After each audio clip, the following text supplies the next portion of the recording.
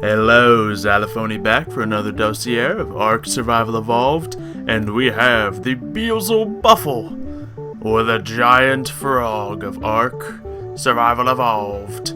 Now, this thing is pretty large. Now, I was actually looking this guy up before this dossier came out, and I was going to do a preview video on it at some point. But I'm glad I didn't, because they took quite a different direction with it. Now, these things could get pretty big, but not nearly as big as they are portrayed in this game. However, I completely am okay with it. In this way, the way they have them set up in ARK Survival Evolved, you can ride these giant frogs, and it's going to be amazing. So these guys are from the late Cretaceous. They are carnivores. They eat mostly bugs, but of course will eat any meat if you feed it to them, and they are going to be tameable. More importantly, they're going to be rideable. So you can just bounce around on a frog. It's going to be pretty weird, pretty great. I don't know. I think it's going to be pretty cool. But let's get to the dossier here. In the wild, Beelzebufo palukocus is the largest frog I've ever seen. Almost impossibly large. It can actually fit a full-grown human adult on its back. Though, just barely. This is a dangerous prospect, though, as secretions from the Beelzebufo's skin and saliva have a narcotic effect on most creatures. Ooh, okay. So this thing's big, not massive though. You can ride it, but it'll increase your torpor level? A little spooky there, and if it's attacking you, it'll also make your torpor go up.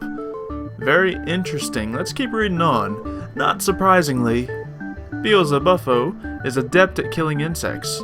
In fact, it kills most insects near instantly and quickly digests them. It even combines the narcotic chemicals in its mouth with the insect's chitin to create a sticky substance, allowing it to quickly grab prey from afar and yielding a form of cementing paste.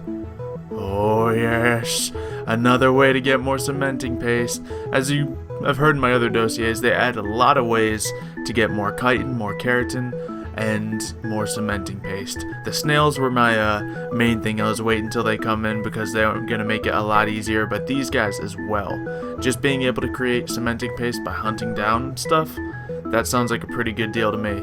Without needing to gather any other resources, he just makes it by himself. Probably not as efficient as the snails once they're added into the game, but still a very useful thing to have. Finally, at the bottom here, it says, Tamed Beelzebufo make for strange mounts. Strange mounts for strange people. Many tribes don't believe that there's any reason to ride them, but some like the ability to take large vertical hops up huge walls and cliffs. Regardless of how it's ridden, Beelzebufo is also employed for its ability to quickly cull insects and convert them into always useful cementing paste. So this thing is going to be a jumper, vertical jumping too. If you ride a saber-tooth, then you know that it can go for massive horizontal jumps. Now, this giant frog here will go for vertical jumps. If you walk up to a cliff, it'll jump up it, and judging by the picture here we see on the right, it has quite a jump to it, and it'll be pretty interesting to ride. Pretty exciting, just jumping up, a couple hops and you'll be at the top of a mountain or something. So it's going to be pretty cool, and of course it also hints back at this will be an easy way to get cementing paste. It's great that ARK's adding all these ways to make the game easier, while adding some very weird and interesting things into the game. But let me know what you guys think of this guy in the comments down below. I'm kind of weirded out by it, but kind of excited at the same time. It's a bit of a mixed result. Yes, on one hand, it's not really realistic. On the other hand, I don't care because it's so weird and kind of cool. So let me know what you think. Leave a like, of course, and I will see you guys next time.